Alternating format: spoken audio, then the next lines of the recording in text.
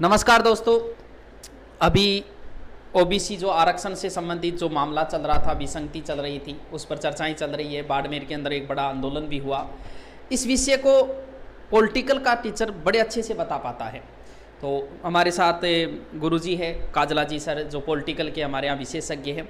इस पूरे मामले को वो आपको समझाएंगे कि किस प्रकार किस वर्ग को ज़्यादा नुकसान, अब जो ये आरक्षण पद्धति है, नुकसान इससे सबको होगा। अभी ओबीसी को ज़्यादा हो रहा है। क्यों? क्योंकि फौजी ज़्यादातर ओबीसी कैटेगरी से आते हैं। ये मामला को ये नहीं है कि इसमें किसी फौजी का विरोध हो रहा है, नहीं, उनको आरक्षण मिलना चाहिए जो 12.5 है। लेकिन उनको अब जो सरकार ने 18 के बाद दी, वो पद्धति गलत है जिससे नुकसान हो रहा है। बाकी तो उनको उस चीज़ का विरोध नहीं है। अब इससे जो ओबीसी नहीं, आने वाले समय में एससी एसटी सभी वर्गों को नुकसान होगा। अभी सिर्फ ओबीसी को ज़्यादा नुकसान हो रहा है। आपका गुस्सा हम पर जायज़ है। आपने कहा बहुत सारे बच्चों के मैसेज, आपका गुस्सा एकदम जायज़ है। लेकिन एक बात को आप नहीं समझ रहे, हमारी जो आवाज़ है वो सिर्फ स्टूडेंट तक पहुंचती है, सरकार तक नहीं पहुंचती। अगर हमने पोस्ट डाली बाड़मेर आंदोलन, उससे पहले भी आप देख लो, हमारे टेलीग्राम पे हमने डाली थी कि बाड़मेर की आंदोलन आप देख लो, उस पर 17,000 व्यू भी है। हमारी आवाज़ आप तक पहुंचेगी, सरकार तक। तो ये जो मामला, ये तो सरकार का है। आप हमें कहोगे हम पोस्ट डाल देंगे, आप कहोगे वीडियो बना देंगे, बनाए भी हैं, बना भी देंगे। लेकिन आप आज जो सरकार से जो आपके नेता है, एमएलए है, इसमें पार्टीबाजी नहीं घुसाते हैं, भले ही वो कांग्रेस का हो, भले ही वो बीजेपी का हो। आप उनको टैग करो, उनसे कहो, मीडिया को टैग करो, मीडिया पे प्रेशर डालो ताकि ये मामला उठे। जितना जल्दी सरकार के मामला, सरकार के व्यक्ति ध्यान देते हैं। हमारे मामले में सिर्फ हम पोस्ट कर सकते हैं। आप कहो कि ट्विटर पोस्ट को 1 नहीं 50 कर देंगे, लेकिन हमें आप हमें जानते हो, इसलिए सोचते हो कि गुरुजी की बात पहुंचती होगी। नहीं, आप हमें जानते हो, ये बात ठीक है। लेकिन भाई ये नेता हमारे वीडियो नहीं देखते, वो हमें नहीं जानते। हम भले कितना ही टैग कर दो, लेकिन ये नेता जब इसमें प्रवेश करेंगे, नेता जब टैग करेंगे, वो उनसे पोस्ट डलवाओ, उन पे प्रेशर डालो, आप मीडिया पे प्रेशर डालो। आप हमें तो भेज दो, हम डाल देंगे, टेलीग्राम पे पोस्ट कर देंगे, कम्युनिटी में कर देंगे, फेसबुक पे डाल देंगे। लेकिन हमारे से इतना प्रभाव नहीं पड़ेगा जितना हम सिर्फ हमारे स्टूडेंटों को बता सकते हैं। हमारी आवाज़ सिर्फ स्टूडेंट तक पहुंच पाती है। तो गुरुजी इनको पूरी पद्धति से आप समझाइए और किस तरीके से किस वर्ग को क्या नुकसान हो रहा है, इसको पूरी पॉलिटिकल के हिसाब से कहाँ से ये शुरू हुआ और क्या है इसके अंदर। चलो ठीक है गुरुजी, बढ़िया प्यार से बताओ बच्चों। जी सर, आरक्षण पर बात करने का मतलब होता है तलवार की धार पे चलना। लेकिन हम तमाम पक्ष जो हैं, जो ओबीसी रिजर्वेशन से जुड़े हुए हैं, उन तमाम पक्षों पर बारीकी से बात करेंगे। लेकिन अगर इस रिजर्वेशन पद्धति को, जो ओबीसी की रिजर्वेशन पद्धति है, अगर इसे अपन शुरू से समझें तो ज्यादा बेहतर आपको समझ में आएगा और आपको वास्तविक समझ में भी आएगा कि ओबीसी आरक्षण क्या है।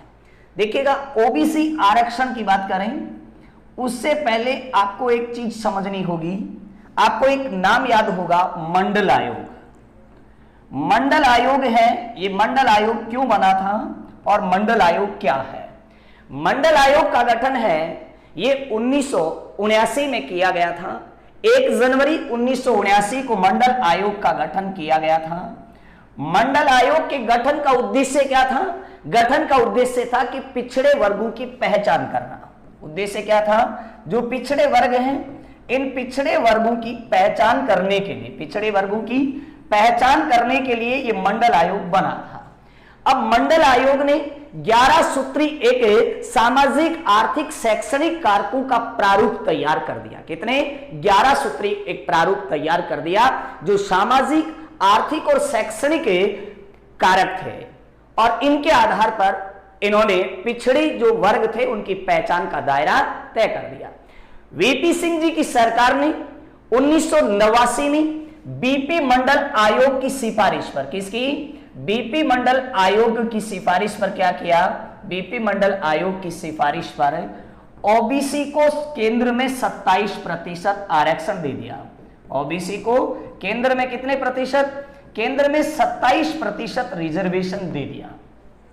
जैसे ही केंद्र में ओबीसी को 27% रिजर्वेशन दिया गया तो मामला सुप्रीम कोर्ट में चला गया। सुप्रीम कोर्ट में एक 9 जजों की बेंच बैठी। सुप्रीम कोर्ट में मामला बना इंदिरा साहनी, जिसे आप मंडलवाद के नाम से जानते हैं, 9 जजेस की बेंच। उस 9 जजों की बेंच ने ओबीसी आरक्षण को सही करार दिया और ओबीसी आरक्षण को एक प्रकार से संवैधानिक दायरे में माना। क्यों माना? क्योंकि यहां पर जो ओबीसी को रिजर्वेशन दिया गया था, ये ओबीसी को रिजर्वेशन दिया गया था सामाजिक व शैक्षणिक पिछड़ेपन के आधार पे। किस आधार पे? सामाजिक व शैक्षणिक पिछड़ेपन के आधार पे रिजर्वेशन दिया गया था। और संविधान के आर्टिकल 60 के सब क्लोज 4 में अपन देखें, 16(4) में देखें तो कहा गया है कि सामाजिक शैक्षणिक पिछड़ेपन के आधार पर रिजर्वेशन की बात होती है। ओबीसी को रिजर्वेशन दिया गया, लेकिन मंडलवाद में एक बात कही कि किसी भी स्थिति में 50% से रिजर्वेशन ज्यादा नहीं होगा। वो 50% से ज्यादा नहीं होगा, सामाजिक शैक्षणिक पिछड़ेपन के आधार पर 50% से ज्यादा नहीं होगा। तो केंद्र में जैसे ही ओबीसी को रिजर्वेशन दिया गया तो स्थिति क्या बन गई? केंद्र में देखें और राज्य में देखें तो रिजर्वेशन का प्रतिशत अलग अलग है। जैसे अनुसूचित जाति, जनजाति और अन्य पिछड़ा वर्ग की अपन बात करें तो केंद्र में अनुसूचित जाति को 15% रिजर्वेशन है, जनजाति को 7.5% रिजर्वेशन है और ओबीसी को 27% रिजर्वेशन है। इस प्रकार 49.5% रिजर्वेशन है। किस आधार पे? सामाजिक और शैक्षणिक पिछड़ेपन के आधार पर यह रिजर्वेशन है, जो कि संविधान के आर्टिकल 16(4) के तहत है। राज्य की बात करें तो राज्य में क्या है? राज्य में अनुसूचित जाति, जनजाति और अन्य पिछड़ा वर्ग का जो रिजर्वेशन का प्रतिशत है वो अलग अलग है। राज्य में अनुसूचित जाति को 16% रिजर्वेशन है, जनजाति को 12% रिजर्वेशन है और अन्य पिछड़ा वर्ग को 21% रिजर्वेशन है। यानी टोटल कितना है? 49% रिजर्वेशन है। वो आप फिर एमबीएस की बात करें, एसबीसी की बात करेंगे, वो सारा एक अलग विषय है, उसे कभी फिर अलग क्लास में समझेंगे। यहां पर देखिएगा होता क्या है, ये रिजर्वेशन का प्रतिशत है। अब रिजर्वेशन में एक नई पद्धति चलती है, एक तो होता है वर्टिकल रिजर्वेशन और एक होता है वर्टिकल रिजर्वेशन और एक होता है हॉरिजॉन्टल रिजर्वेशन। वर्टिकल रिजर्वेशन और एक होता है हॉरिजॉन्टल रिजर्वेशन। वर्टिकल रिजर्वेशन का मतलब है कि जन्मजात, कि जिस कैटेगरी में आपका जन्म हुआ है आप उस कैटेगरी का रिजर्वेशन का लाभ ले सकते हैं। जिस कैटेगरी में आपका जन्म हुआ है आप उस कैटेगरी के रिजर्वेशन का लाभ ले सकते हैं। हॉरिजॉन्टल रिजर्वेशन का मतलब होता है कि आरक्षण में आरक्षण, किसमें? आरक्षण में आरक्षण। अब सारा मामला इस हॉरिजॉन्टल रिजर्वेशन को लेकर के होता है। ये आरक्षण में आरक्षण क्या था, यहां से आप स्टेप बाय स्टेप से समझेंगे तो आपको बहुत अच्छे से समझ में आएगा, क्योंकि इसमें हर बिंदु को ध्यान में रखते हुए सटीक तथ्यों के साथ चलना होगा। सबसे पहले देखिएगा हॉरिजॉन्टल जो रिजर्वेशन है इसके संदर्भ में बात करें तो अपने को किस संदर्भ में बात करनी है? जो भूतपूर्व सैनिक हैं, इन भूतपूर्व सैनिक के रिजर्वेशन के संदर्भ में बात करनी है। भूतपूर्व सैनिकों को 1988 के परिपत्र में या 1988 में इनको रिजर्वेशन दिया गया। कब? 1988 से भूतपूर्व सैनिकों का जो आरक्षण है, इस आरक्षण की शुरुआत होती है। किसकी? भूतपूर्व सैनिकों के रिजर्वेशन की शुरुआत 1988 से होती है। यहां पर राज्य सरकार ने भूतपूर्व सैनिकों को अलग अलग श्रेणी में रिजर्वेशन दे रखा है। जैसे कि राज्य सेवा की बात करें तो राज्य सेवा में 5% रिजर्वेशन है। 5% कहां पर है? राज्य सेवा में 5% रिजर्वेशन है।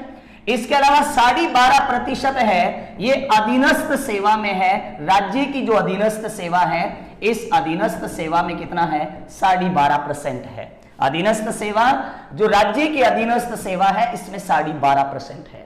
इसके अलावा अपन बात करें तो जो अन्य चतुर्थ श्रेणी है, इसमें 15% रिजर्वेशन है। चतुर्थ श्रेणी जो कर्मचारी हैं, इनमें 15% है। तो रिजर्वेशन का प्रतिशत भूतपूर्व सैनिकों के लिए अलग अलग है। अब होता क्या है, सारा मामला कैसे चलता है और यह मामला 2022 में ही क्यों फैला, इससे पहले क्यों नहीं फैला? पहले पूरे मुद्दे को समझिएगा। यहां पर बात होगी अधीनस्थ सेवा में राज्य सरकार द्वारा दिया जाने वाला 12.5% रिजर्वेशन भूतपूर्व सैनिकों के संदर्भ में। होता क्या है कि 17 अप्रैल 2018 को राजस्थान सरकार के कार्मिक विभाग के द्वारा 17 अप्रैल 2018 को राजस्थान सरकार के कार्मिक विभाग द्वारा एक परिपत्र जारी किया गया और उस परिपत्र की लैंग्वेज सुनिएगा ताकि आप ठीक से समझ पाए। परिपत्र में कहा गया कि भूतपूर्व सैनिकों की, किसकी? भूतपूर्व सैनिकों की पदों की जो तय सीमा थी वो तय सीमा खत्म कर दी गई, यानी ओरिजेंटल रिजर्वेशन में तय पदों की जो निश्चित संख्या थी वो क्या कर दी? खत्म कर दी। जैसे मान लीजिएगा 200 सीटें हैं तो इनमें कहा गया कि चलो जी आपको 30% रिजर्वेशन देंगे, मान लीजिएगा ऐसा कह दिया गया। तो इस 200 का 30% या 15% की बात हो गई, तो 15% में कहा गया कि साहब आपकी 30 सीटें फिक्स होंगी। ये था पहले वाला। लेकिन जैसे ही ये परिपत्र जारी किया गया कार्मिक विभाग के द्वारा, जो कि एक प्रशासनिक निर्णय है, उस कार्मिक विभाग द्वारा जारी परिपत्र में यह संख्या है तय पदों की संख्या कम कर दी। ओरिजेंटल रिजर्वेशन में भूतपूर्व सैनिक आते हैं, विकलांग दिव्यांग जो भी हैं वो सारे किस में आते हैं? ओरिजेंटल रिजर्वेशन में आते हैं। अब मुद्दा यहां पर यह बनता है कि यहां ओबीसी वर्ग में ही आक्रोश क्यों आया? तो इसके पहले तथ्यात्मक जानकारी सुनिएगा कि वर्तमान राजस्थान में देखें तो भारतीय सेना में जो भूतपूर्व सैनिक हैं, ये भूतपूर्व सैनिक 90% से अधिक है। मैं थल सेना, जल सेना और वायु सेना की बात कर रहा हूं या पैरामिलिट्री फोर्सेस की बात नहीं कर रहा। भूतपूर्व सैनिक 90% हैं, ये ओबीसी कैटेगरी से आते हैं। कौन सी? ओबीसी कैटेगरी से आते हैं। और पहले पदों की संख्या फिक्स थी, जैसे ही उसको खत्म किया तो ये अपने ही वर्ग में रिजर्वेशन ले रहे हैं। तो इनके वर्ग को राज्य में कितना प्रतिशत रिजर्वेशन है? 21% रिजर्वेशन है। अब 21% रिजर्वेशन है, पहले फिक्स था कि आपको कितना? 12.5% दिया जाएगा। पदों की संख्या फिक्स होती थी कि इतने पद आपके होंगे। लेकिन अब पदों की संख्या को क्या कर दिया गया? खत्म कर दिया गया। तो ऐसी स्थिति में अधिकांश जो 90% से अधिक सीटें हैं, ये भूतपूर्व सैनिकों ने कब्जा कर ली। हालांकि उनका हक भी जायज है, क्योंकि आपको जो सामाजिक शैक्षणिक जो रिजर्वेशन दिया गया है आधार पर, वह कॉन्स्टिट्यूशनल प्रोविजन के अनुसार एकदम सही है, वो गलत है नहीं है। वो आपका संवैधानिक अधिकार, मौलिक अधिकार की श्रेणी में आता है ये आपको। तो ऐसी स्थिति में अब इस संदर्भ में पहला सवाल यह उठता है कि ओबीसी के पुरुषों में यह आक्रोश क्यों आया? तो मैं आपको बता दूं कि ये जो रिजर्वेशन प्रणाली का लाभ लिया, ये सारा सैनिक ओबीसी से 90% से अधिक। तो ऐसी स्थिति में इन्होंने ओबीसी रिजर्वेशन पर कब्जा कर लिया। महिलाएं इसलिए नहीं आई आगे, या महिला इस आंदोलन में इसलिए मौन है कि कहीं ना कहीं महिला सैनिकों की संख्या नगण्य है, और अगर हैं तो अभी वो सेवानिवृत्ति वाले दौर में नहीं गुजरे हैं। दूसरा, ये 2018 के बाद ये मामला ज्यादा क्यों फैला? तो ये परिपत्र इसके लिए उत्तरदायी है। तीसरी बात ये आती है कि यहां पर जो संख्या है, ये संख्या ओबीसी से, और मैं आपको बता दूं 2015 के बाद अपने राजस्थान में जो सैनिक हैं वो सबसे ज्यादा रिटायर हुए हैं। तो यहां आकर प्रतियोगी परीक्षाओं की उन्होंने तैयारी की है। अब राज्य सरकार क्या इस परिपत्र को वापस ले सकती है? देखो, ये कार्मिक विभाग का आदेश है। जब एक विधानमंडल के द्वारा बनाए हुए कानून को वापस लिया जा सकता है, तो कार्मिक विभाग द्वारा जारी इस परिपत्र को भी वापस लिया जा सकता है। राज्य सरकार इस संदर्भ में क्या कर सकती है? राज्य सरकार के पास सीधा सा तरीका यह है कि वह तमाम जो ओबीसी के वर्ग के कैंडिडेट्स को जो नुकसान हुआ है, उस नुकसान की भरपाई के संदर्भ में उस राज्य सरकार को विचार करना चाहिए। दूसरा, भूतपूर्व सैनिकों का रिजर्वेशन उनका हक है, सैनिकों का हम सम्मान करते हैं, क्योंकि राजस्थान की तो वो धरती है जहां कवि किपलिंग कहते हैं कि राजस्थान में ऐसा कोई रहा नहीं जहां वीरों का खून नहीं बहा हो। ठीक है, तो ऐसी स्थिति में राजस्थान सरकार को यह परिपत्र वापस लेना चाहिए। अलग से जो सैनिक हैं, इनके पदों का रिजर्वेशन है, ये अलग से तय किया जाना चाहिए।